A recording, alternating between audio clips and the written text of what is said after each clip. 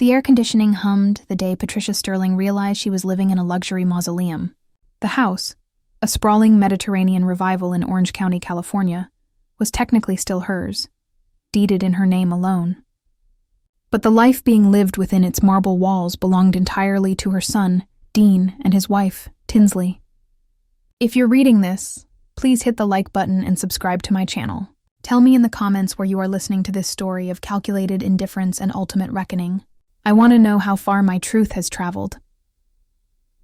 My husband, Howard, had passed away 18 months ago, leaving behind a legacy of integrity and a carefully structured estate designed to ensure my comfort.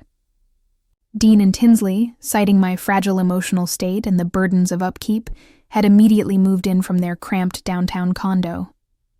Their initial gestures were suffocatingly sweet: prepared meals, constant reassurances, and the immediate installation of a comprehensive smart home system. The latter, I would soon learn, was not for my safety, but for my surveillance.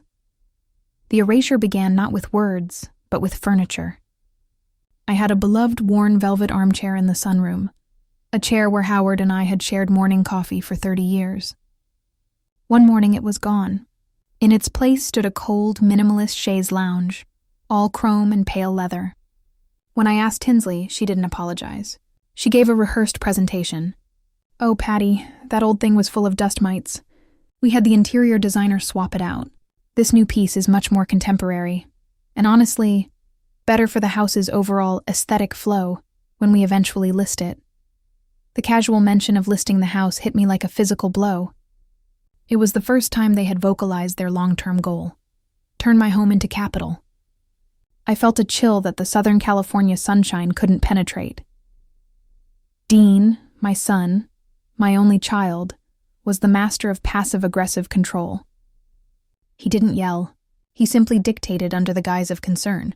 I had a collection of antique ceramic dolls, a passion I shared with my mother. They lined the mantelpiece in the main study. Dean came home one evening, looked at them with an expression of mild disgust, and announced, "Mom, you know those things are dust collectors, right? And honestly, they're kind of morbid. We've decided to box them up for you. We need that space for Tinsley's new awards wall."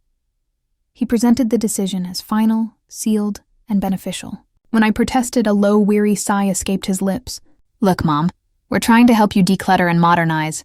We're busy people. If you fight us on every little thing, we can't properly care for you." The implication was clear. Dissent equals abandonment. The dolls were packed away, and I watched through the crack. In my bedroom door, as Tinsley carefully arranged her framed top real estate, producer certificates on the newly cleared, Mentel. The systematic control extended to my daily routines and, most crucially, my finances. Howard had set up my accounts with a private banker, Mr. Henderson, a man whose discretion I trusted. Dean, armed with power of attorney that I had naively signed while still grieving, promptly dismissed Mr. Henderson. "Too old school. Mom, we need a modern wealth management platform." The platform was a single online account managed entirely by Dean and Tinsley. I was given a weekly allowance, a set amount of cash, always $20 bills, handed to me on Sunday evenings. "This is your spending money, Patty," Tinsley would say, her smile fixed. "We handle all the utilities, the groceries, the gardener. You just relax and enjoy." My credit cards were supposedly deactivated for my security. My retirement, built over decades of careful investment, was now a private bank for my children, and I was given a meager stipend from my own wealth. The total lack of financial privacy made me feel infantilized, humiliated. One afternoon, I tried to take a walk to the nearby botanical garden, a place Howard and I frequented. I needed air, solitude, and distance from their suffocating presence. I walked to the garage, only to find my key fob for the SUV missing. I searched my purse, my jacket pockets. Nothing. When I asked Dean, he paused the game on his console. "Oh, the keys? Yeah, we're holding on to those for now. Tinsley and I think it's safer if one of us drives you. The traffic here is intense. And your reflexes, well, they're not what they used to be." His words were soft, yet surgical. He had taken my mobility, my freedom of movement, and wrapped it in a velvet blanket of concern. I was completely dependent on them for ingress and egress, a captive in my own lavish house. The breaking point, the moment the quiet resentment calcified into an icy determination, occurred when they tampered with my medication. I had been taking a mild over-the-counter sleep aid for years, a simple, small blue pill. One night I reached into the bottle and noticed the color was slightly off, a pale, almost lavender hue. The taste was chalky and unfamiliar. I discreetly dumped the contents and the next morning took the empty bottle and a spare pill to my trusted pharmacist, an old family friend. He analyzed it and called me back within hours. "Patty," his voice was tight with concern. "This isn't your usual aid. This is a very strong sedative, a prescription-strength drug.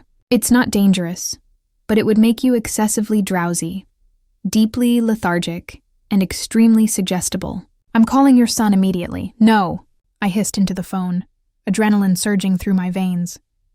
"Don't call Dean. Do not say a word to anyone. Tell me the name of the sedative." He reluctantly gave me the name. I thanked him, hung up, and stood in the middle of my room, shaking not from fear but from a terrifying realization. They weren't just controlling me. They were doping me. They wanted me compliant, sleepy, and too mentally foggy to resist their financial maneuvers or their eventual plan to sell the house. They had crossed the line from neglect into active malice. That night, lying wide awake without the sedative, I stared at the ceiling and began to formulate my revenge. They had mistaken my age for senility, my grief for weakness, and my silence for acquiescence. They had built a beautiful, high-tech prison around me, monitored by their smart devices and controlled by their electronic keypads. But a prison, I realized, is also a highly controlled environment. It could be manipulated. I was the invisible resident, the harmless old woman. I could move and observe where they couldn't possibly suspect. I began my counter-operation by exploiting the one channel they had carelessly left open, my privacy. In a fit of generosity, Tinsley had gifted me a burner phone, a cheap, simple smartphone, on the condition that I only use it for emergencies, and she had installed a monitoring app on it. However, Tinsley, for all her tech savvy, was lazy. She hadn't cleared the phone's basic settings. Deep within the device's file structure, I found the setting to disable the monitoring app's GPS reporting, a tiny toggle switch that required 3 tedious submenus to locate. I flipped it. My location was now invisible to them. My next step was financial, a slow-burn strategy. Howard had insisted I keep a small safe deposit box at a regional bank downtown, a place I hadn't visited in a decade. I remembered the key was tucked inside an old family Bible, a piece of decor they hadn't bothered to remove. Under the pretense of needing an expensive, imported facial cream that only one exclusive boutique carried, a blatant appeal to Tinsley's vanity, I secured a ride downtown. I told Tinsley I would need a few hours, stressing that the boutique required a signature for pickup. She agreed, the thought of her own gain overpowering her suspicion. Once downtown, I ditched Tinsley's driver, a young intern who was easily distracted by a promise of a large tip and a task to fetch my special coffee, and walked the 4 blocks to the regional bank. I opened the deposit box. It wasn't full of cash, but it contained something far more valuable, the original stock certificates for a small privately held tech company Howard had invested in decades ago. Dean thought these shares had been liquidated years ago to pay for a home renovation. They hadn't. These shares were still active, and though not generating huge dividends, they were completely untracked by Dean's modern wealth management platform. This was my secret revenue stream, my slush fund for revenge. The bank manager, an elderly gentleman who remembered Howard fondly, agreed to handle the quarterly dividend payouts in cash, routed through a separate small-town post office box I established on the spot. I secured my independent income. The final piece of my initial plan was intelligence. I knew they were planning to sell the house. I needed to know the timeline, and more importantly, the buyer. One night, Dean and Tinsley were having one of their loud, wine-fueled strategy sessions in the dining room, convinced I was fast asleep under the influence of the fake sedative, which I had flushed. Using the burner phone, I crept to the top of the sweeping staircase. The home's high-tech system, which was meant to control me, was about to be turned against them. The system controlled the lighting and temperature via voice commands. Quietly, I whispered into the phone, using a voice modulator app I had downloaded from the safe confines of the library's free Wi-Fi connection, a connection Dean hadn't bothered to secure. System. Record audio feed from dining room microphone. Send file to external storage.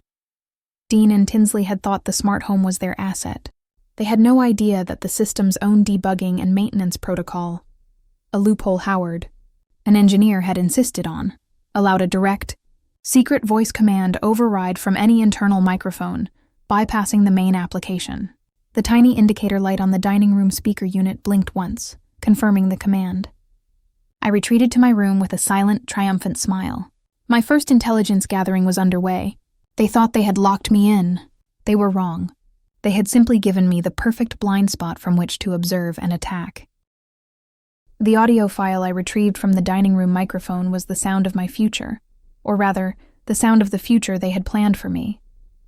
Dean and Tinsley's voices, fueled by Cabernet Sauvignon and the sheer arrogance of their perceived security, were chillingly clear. I listened to the recording on my burner phone, the low, conspiratorial tones a stark contrast to the luxurious silence of my second-floor room. I'd placed my AirPods in, a gift from Howard that they assumed I only used for light classical music, and played the file back again and again, dissecting every word. "The listing goes live in 6 weeks, Dean." Tinsley's voice, usually syrupy sweet, was sharp and impatient. "Our realtor Chase is ready. We just need Patty's signature on the final transfer deed for the trust assets. Once we have that, the house sale is irrelevant to her capital, and we can move her into that assisted living condo in Palm Springs." Dean sighed, a sound of weary greed. "She's been so compliant since we switched her meds. She's barely fighting me on the trust management now. But I need to be careful with the final signature.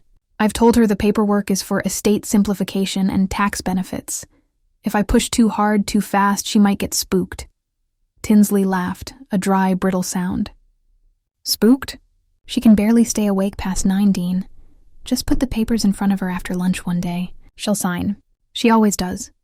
She thinks she's securing your future, the sentimental fool." The word fool echoed in my ears. They weren't just stealing my money. They were mocking the maternal love that had funded their entire lives. The assisted living condo in Palm Springs, a hot, isolated, distant location where I knew no one, was their final step to ensure I couldn't interfere with their new, debt-free life. The 6-week timeline was the critical piece of intelligence. My revenge had to be subtle, swift, and completed before that transfer deed was signed. My first calculated move was to establish a perfect, undetectable alibi for my new activities.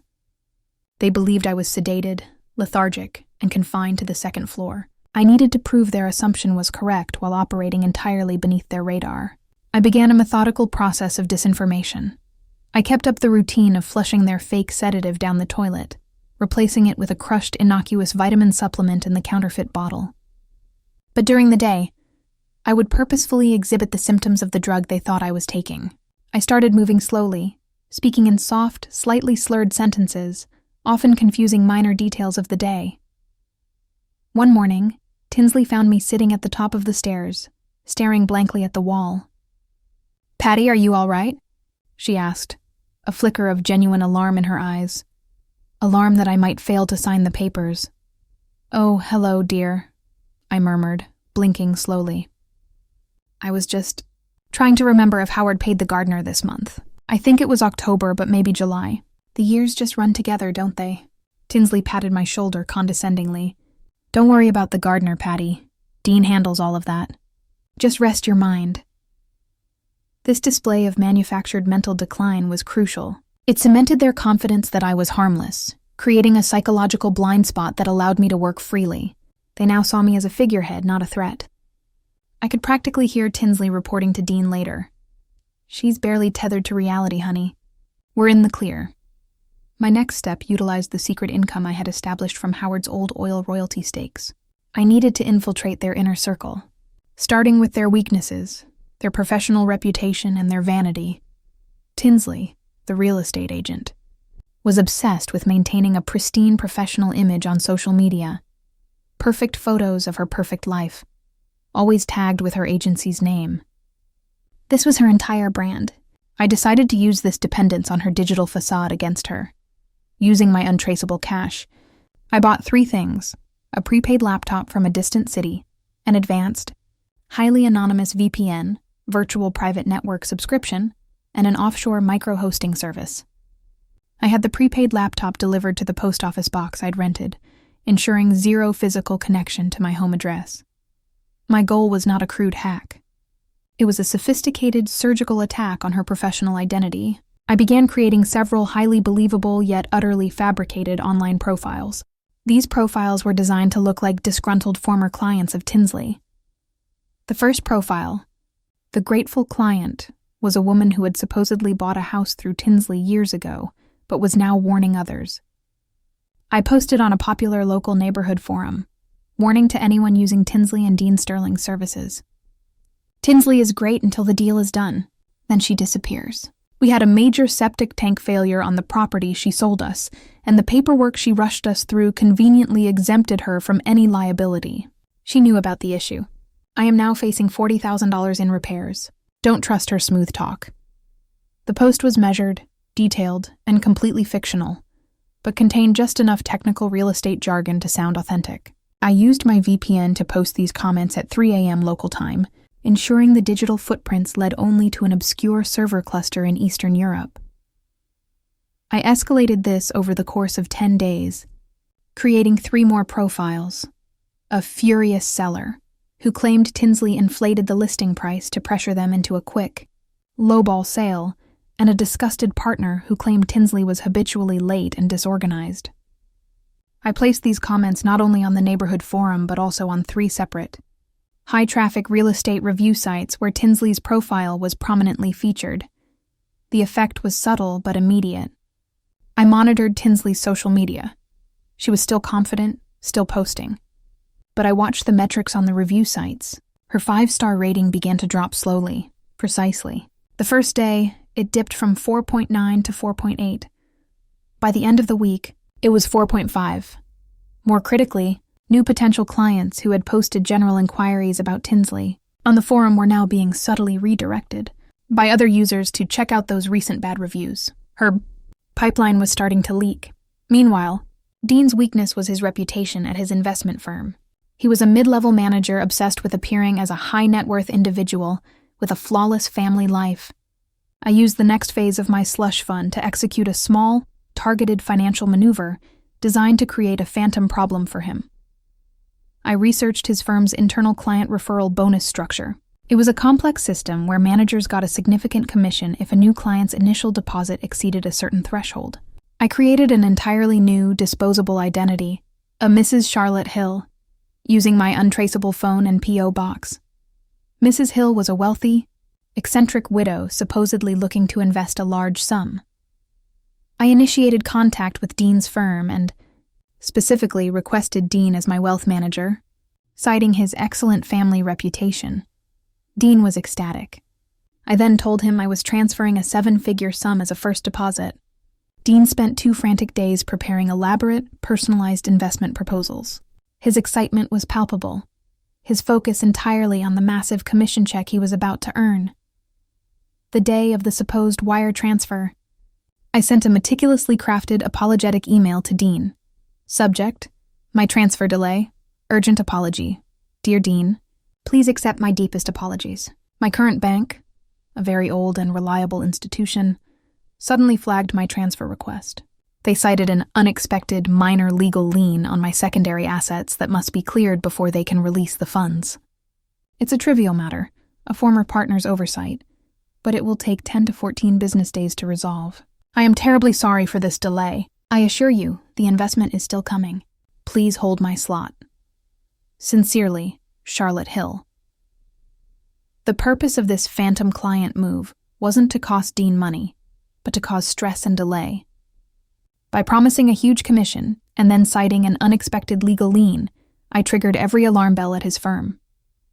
His colleagues would see his massive potential bonus delayed, and his superiors would question why his high-net-worth client had a sudden, messy legal entanglement. It cost me only the price of a few burner phones, but the psychological impact on Dean, who needed to maintain a flawless image of success, was immense. The frustration would eat at him, and it would divert his attention entirely from my activities. I watched them that night, Tinsley was pacing the dining room, phone glued to her ear, frantically trying to scrub the negative reviews. Dean was pale, nervously drinking scotch, his head in his hands as he tried to call his client, Charlotte Hill, whose untraceable phone was now switched off in a random dumpster miles away. They were stressed, fighting, and distracted. The perfect conditions for my next phase. I now had two key pieces of information: the 6-week deadline and the fact that they were monitoring my old, deactivated credit cards for any activity. I needed to act on the house, my core asset, before they finalized the sale. They had replaced the antique deadbolt with a smart lock that operated via an app and a keypad. What they didn't know was that Howard, a mechanical engineer who distrusted all things digital, had installed a manual, mechanical failsafe during the original construction. Hidden behind a heavy, decorative brass plate on the doorframe was a tiny, recessed keyhole for a specific proprietary skeleton key. Only I, and now my late husband's old blueprints, knew it existed. The key itself was locked in the safe deposit box I had recently visited. My next scheduled outing was a mandatory doctor's appointment they had booked for me, a checkup designed to prove I was fit enough to willingly sign over the trust assets. I saw my opportunity. I would go to the appointment, then use my untraceable cash and independent mobility to execute the critical next step, preempting the house sale. I finalized my plan. I would retrieve the skeleton key, hire a discreet locksmith to duplicate it, and then execute a complex, legal maneuver against their listing agent, Chase. I wasn't just going to stop them from selling the house. I was going to turn the house itself into an asset bomb that would explode right in the middle of their perfect, greedy lives. The 6 weeks were counting down, and my children had no idea the house was about to become their undoing. The fool, I thought, was not the mother they mocked, but the children who thought they could outsmart the matriarch. The morning of my doctor's appointment felt like the opening scene of a meticulously planned heist.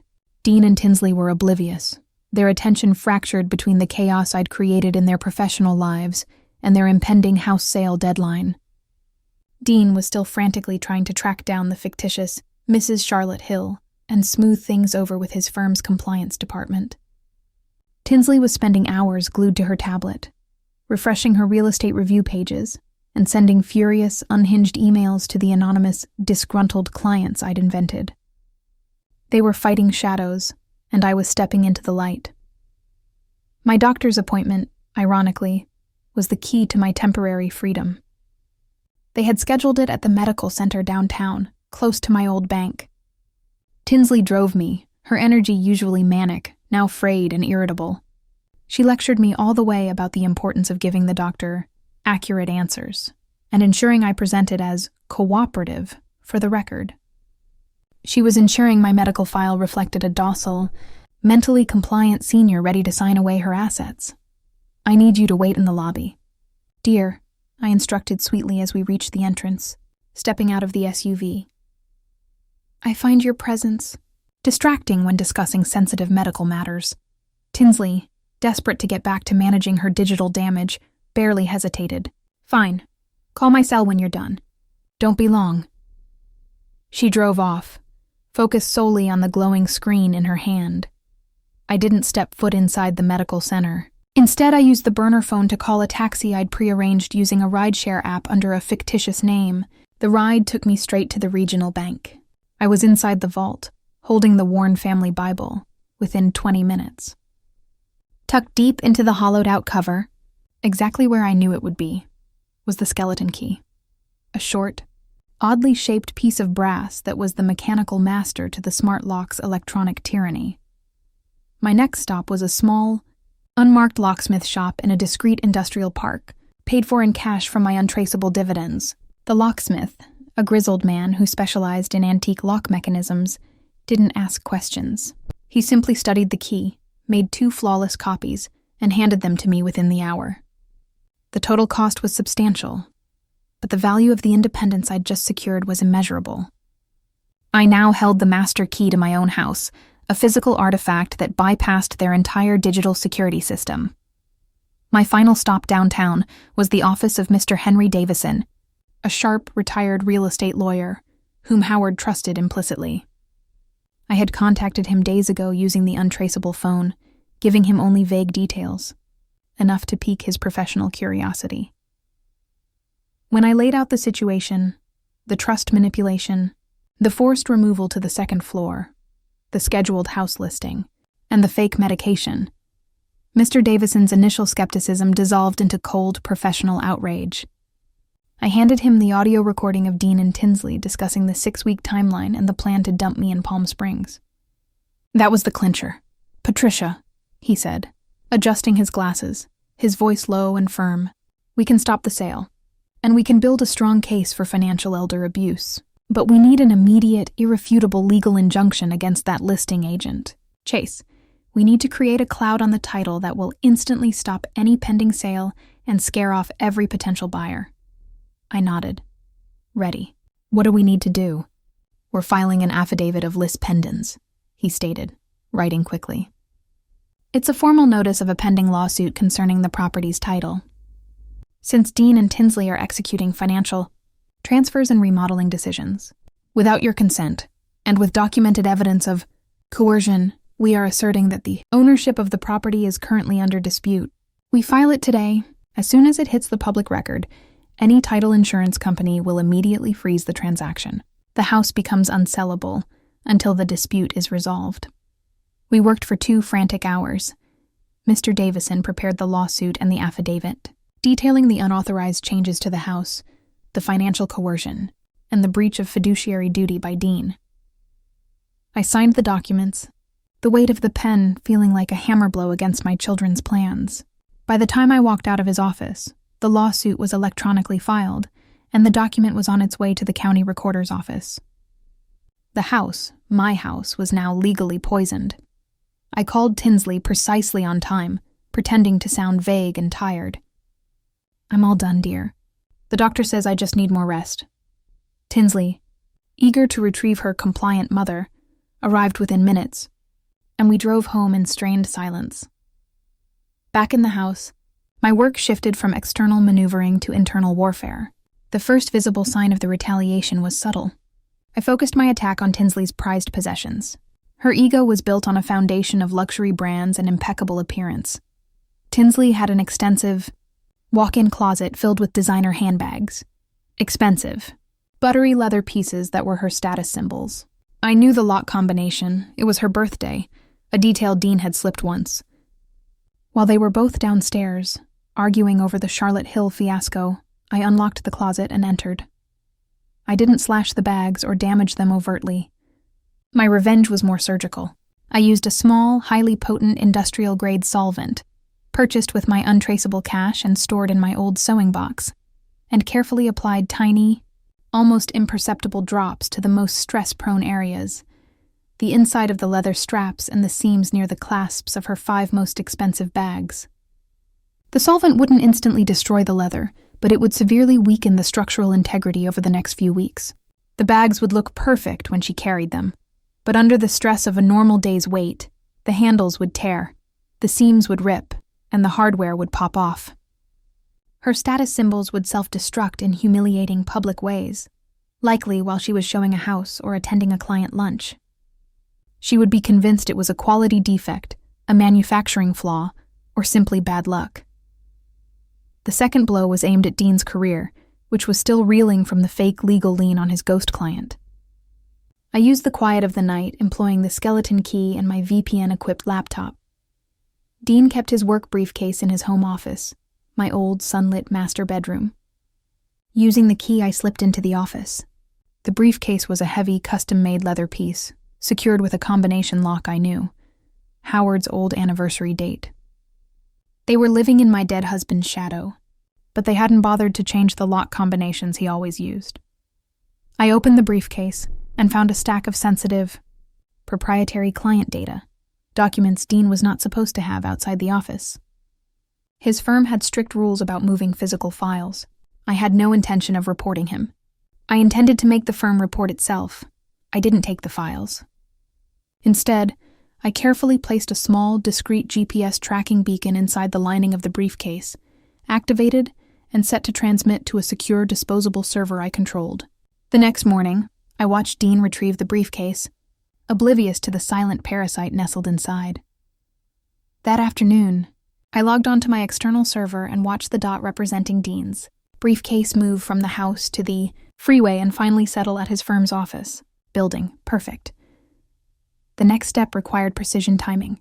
I created an anonymous burner email address designed to look like a concerned, internal firm partner. I sent a single devastating email to the firm's anonymous internal compliance hotline. Subject: Urgent security breach concern. Field data leakage. Dear compliance team, I am concerned about a significant breach of protocol regarding the removal of physical client data from the premises. A mid-level manager, I named Dean, has been habitually carrying sensitive client files to his home residence without authorization. This is a severe violation of the firm's data security policy. For verification, I have attached a file showing the unauthorized movement of his briefcase, containing the sensitive files between his residence and the office over the last 2 days. Attachment: a simple, cropped screenshot of the GPS movement log, showing the home address and the office address pinpoints. The email was sent late on a Friday afternoon, ensuring maximum chaos when the compliance team started their review on Monday morning. I hadn't stolen anything.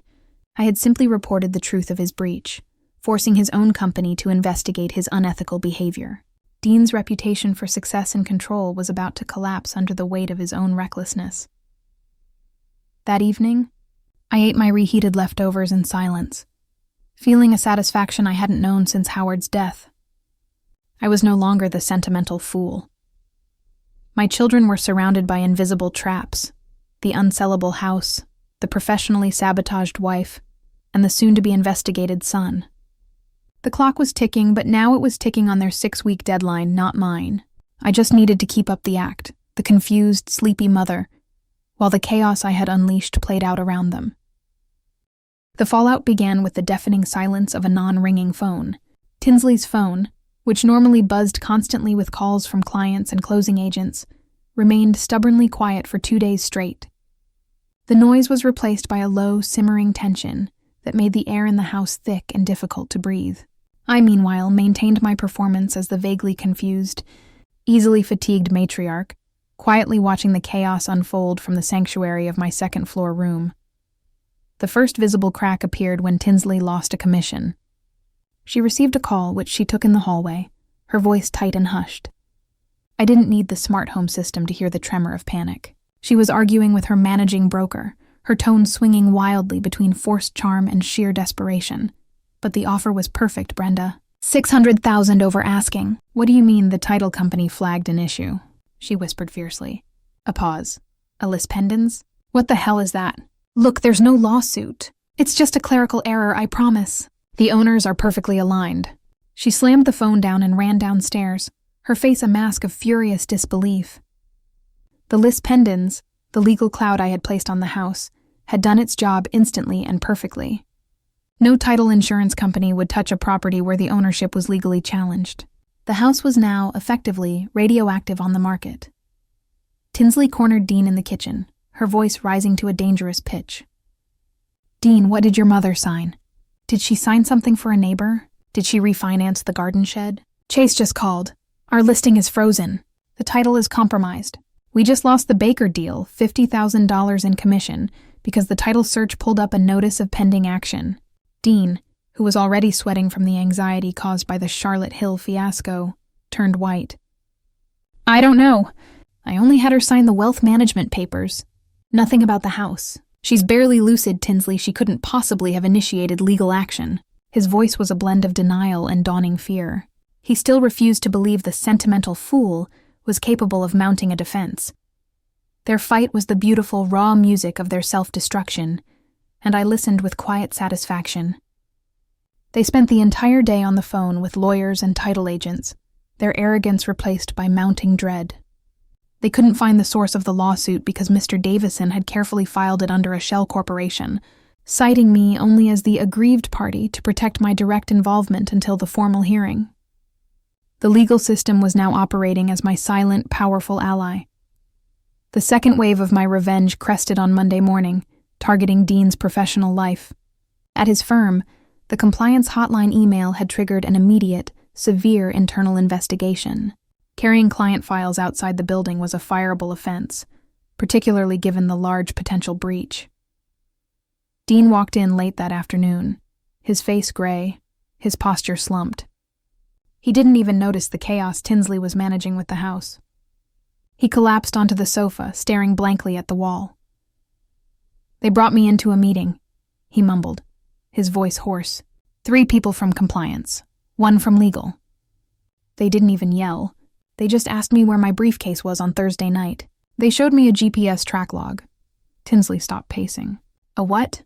"A map, Tinsley. A timeline showing my briefcase leaving the office and going straight to this address," he spat, gesturing around the living room. "They said I violated security protocols by keeping sensitive files at home. They want me to hand over my laptop, my work phone, everything. They put me on administrative leave without pay, pending the results of the investigation." He looked utterly broken. His carefully constructed image of the successful wealth manager shattered in an instant. He was convinced a rival partner had planted a tracker on his bag to steal the Charlotte Hill commission. The irony was intoxicating. He was looking for a corporate enemy, completely blind to the familial enemy watching from upstairs. The personal and professional crises converged, leaving them frantic and directionless. The constant pressure began to manifest in physical, visible ways.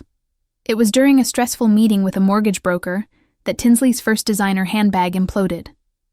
She was out at a high-end restaurant, trying to charm a new potential client, Mrs. Ellington, into signing an exclusive listing agreement. I knew this because I had seen the meeting on her shared digital calendar.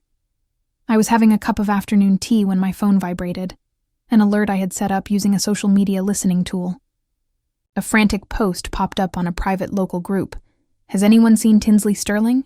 I just saw her at the Gilded Spoon." She stood up to leave, and the entire handle of her crocodile Birkin bag just ripped clean off, dumping her phone, wallet, and 6 lipsticks right onto the marble floor. It was mortifying. She just grabbed the body of the bag and ran out without even saying goodbye to Mrs. Ellington.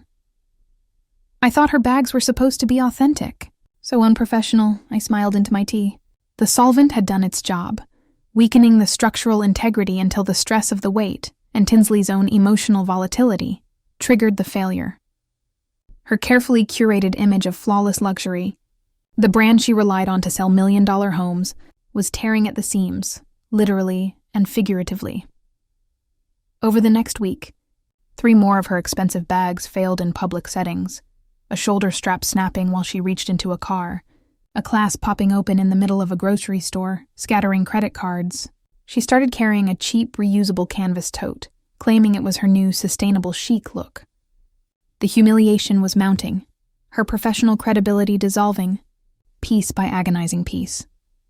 As the financial pressure mounted, their desperation led them to the last financial tool they controlled: my trust. The 6-week deadline was fast approaching. I knew Dean would try to force the final signature. One evening, Dean came to my room, no longer arrogant, but cold and tightly controlled. He sat on the edge of my bed holding a manila folder. "Mom," he said, his voice stripped bare of any pretense of affection. "You have to help me. I need you to sign this. It's the final paperwork to transfer the trust assets into my management to shield them from probate. The tax attorney insists." I took the folder, holding it with trembling hands, a realistic effect of the fake sedation. The signature line was clearly marked. I opened the pen he handed me, but instead of signing, I looked up at him with an expression of deep, mournful confusion. "Oh, Dean," I whispered, my voice cracked with feigned sadness. "I don't know what this is. I can't sign things right now. Tinsley says I'm having memory issues. She says I confuse things." I deliberately used Tinsley's own manufactured narrative against him. If I sign something and I'm confused, won't that make the document invalid? Won't that make it look like coercion? His face went slack with shock. He realized instantly the trap I had laid using their own fabricated story of my incompetence. If he forced a signature from the confused mother he had been publicly discussing, the document would be worthless, and worse, it would be ironclad proof of elder abuse if presented in court. The sedative had been their security, and my deliberate rejection of it, based on their own lies, was now my shield. "I need to call Mr. Davison, Dean," I continued. my voice gaining a surprising, sorrowful strength. I need to ask him if it's safe for me to sign anything when I feel so unclear. The mention of Mr. Davison, the attorney who had filed the lis pendens, hit him like a physical blow. He snatched the folder back, his control snapping. "You keep that man's name out of this house, Mom," he hissed, standing up abruptly. "You are destroying my life. We are trying to help you." He stormed out, leaving me alone with the quiet realization that the tide had turned completely. They were frantic, fighting each other, losing money, and unable to move against my assets. Their 6 weeks were almost up, and they were trapped, unable to sell the house, unable to access the trust, and unable to silence me. The stage was set for the final confrontation, the moment I would drop the act and reveal the architect of their downfall. The final act of the drama unfolded on a Friday afternoon, exactly 6 weeks from the date I first heard Dean and Tinsley discussing my fate, the deadline they had set to sign the trust papers and dump me in Palm Springs. The atmosphere in the house was volatile, thick with recrimination and despair. Dean's administrative leave was dragging into its second week, his laptop and work phone confiscated by his firm's legal team. Tinsley's reputation was in tatters, her expensive bags disintegrating, and her listing for my house was dead in the water, poisoned by the lis pendens. They were cornered, financially strangled, and frantic. I had planned this day meticulously. I knew they would crack. My only challenge was luring them both into the main living room, the space they had evicted me from. For the final revelation, I used the simplest bait, the check. I waited until I heard them arguing, a loud, bitter exchange in the kitchen about who was going to pay the overdue gardener's bill. I walked slowly down the stairs, maintaining the tired, slightly slurred demeanor they expected. When I reached the bottom, I deliberately swayed, catching myself on the banister for effect. "Oh, children," I murmured, my voice trembling. "I found something. I was cleaning out Howard's old desk in the basement. I found this." I held up a crisp white envelope. The contents were a carefully written, valid check for a substantial amount, enough to cover their current mounting debt, but not enough to solve their long-term financial collapse. Dean's eyes, red-rimmed from sleepless nights, immediately locked onto the paper. "Mom, what is that? Is that a retirement annuity payment?" "I think so, dear," I said vaguely, holding it out of their reach. "But Howard told me this one was special. He said I could only cash it when I felt truly safe in my own home." The greed in their eyes was instantly palpable. They stopped arguing about the gardener and focused solely on the envelope. This check represented a temporary reprieve, a lifeline in the financial storm I had manufactured. "Patty, that's wonderful," Tinsley exclaimed, her voice snapping back into its sickeningly sweet professional tone. She moved toward me, reaching for the envelope. "Give it to Dean. We'll handle the deposit for you right away." "No," I said, a flicker of strength in my voice, still masked by the sedation. I backed away, forcing them into the center of the living room. "Howard said I have to feel safe." "I don't feel safe, dear. I feel confused. I feel like the house is trying to push me out." Dean, desperate, lowered his voice to a manipulative plea. "Mom, nobody is pushing you out. We love you. We just need to manage the property responsibly. Look, if you sign this check over to us, we can clear up all the confusion with the title company. We can make the house safe for you again." I paused, letting the silence stretch, letting them believe they were so close to victory. Then, slowly, meticulously, I tore the envelope in half, dropping the useless paper to the floor. "No," I repeated, my voice now perfectly clear, steady, and hard as granite. I dropped the act completely. My eyes, once dull with feigned sedation, were now sharp, focused instruments of retribution. "I won't sign the check. I won't sign the trust papers. And I won't allow you to sell my house, you grasping thieves." The transformation was so abrupt, so total, that they both froze. The recognition, the terrifying knowledge that their confused mother was entirely aware, entirely in control, dawned on their faces like a slow, grotesque sunrise. "What? What are you doing?" Dean stammered, stepping back. I walked toward the enormous flat-screen television they had installed, the one that dominated my late husband's favorite room. I reached behind it, pulled out a small metallic flash drive I had taped there earlier, and inserted it into the TV's USB port. "I'm signing the final papers," I stated. "The papers that finalize your future." The screen instantly flashed to life, displaying a single, professionally designed slide, affidavit of lis pendens, Sterling v. Sterling et al., case filed, current date, 6 weeks, effect, title frozen. All sales canceled. That, I said, gesturing to the screen, was filed 6 weeks ago right on time. That's why Tinsley lost her commission. That's why you can't sell the house. I had Mr. Davison file the lawsuit against the title, citing financial coercion and elder abuse. Tinsley's face crumpled. You had a lawyer? You couldn't even leave the house. You forgot, I countered, my tone cold and clinical. You took my car keys, but you forgot that your intern was easily distracted by a $50 bill and a request for a special coffee. You took my communication, but you forgot that a burner phone and a library's free Wi-Fi are all a motivated person needs to operate.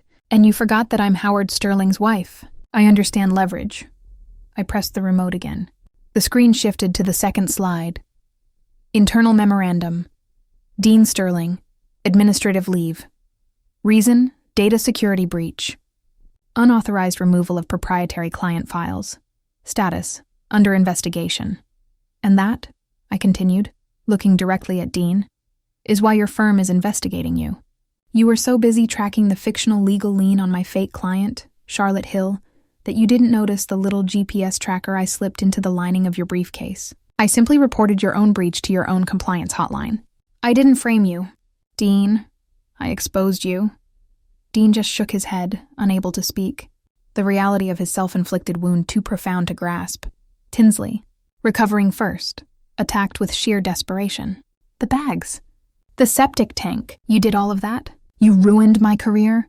I simply accelerated the inevitable, I replied with a shrug. Your brand was built on a lie. When you tried to sell Mrs. Ellington a house, you need credibility. You had none left. And those bags?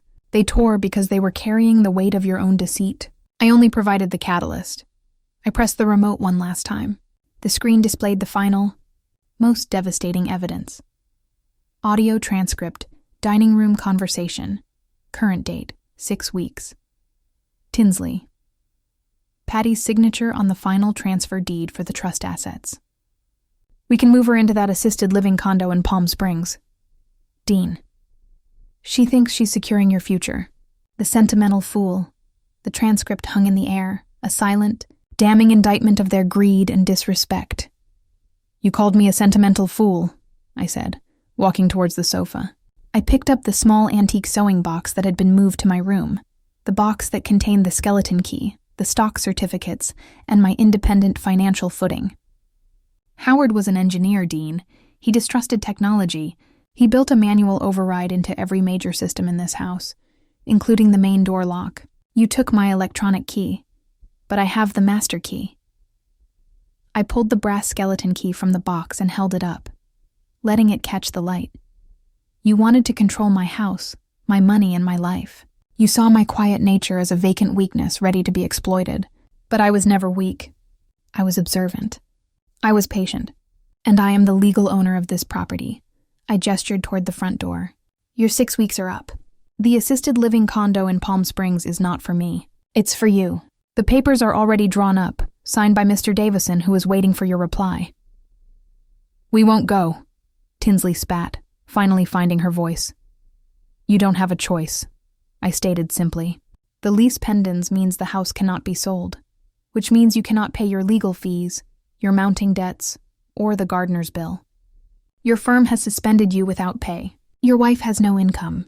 And I, as the legal, financially solvent owner, have just paid 3 months' rent on a modest 2-bedroom apartment in a very hot climate. It's furnished, all bills paid.